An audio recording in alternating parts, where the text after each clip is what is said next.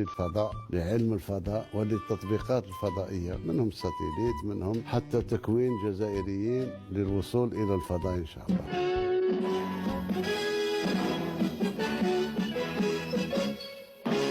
علي علي بطل فليت، هيا طر يا جراندايزر. طبسي وفرشيطه ومغرف ما قدرتش تخدمهم، وجيت تهضر لي بلي رايح نخدموا كما قال رئيس قمر صناعي جزائري. lancement le satellite lui-même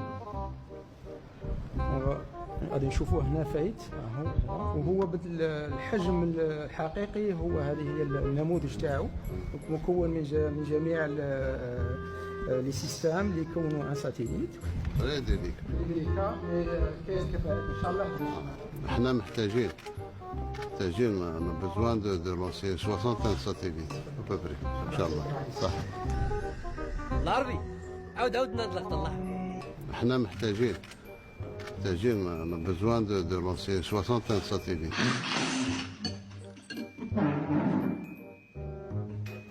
متابعينا الكرام، في هذا الخبر العاجل والمهم، ذكرت صحيفة لا تريبيون الفرنسية على أن المغرب قام باقتناء قمر اصطناعي جديد خاص بالتجسس. الاستعمالات العديدة لهذا القمر الصناعي من شأنها أن تلعب دورا أساسيا في تنفيذ الاستراتيجيات الوطنية للتنمية السوسيو-اجتماعية.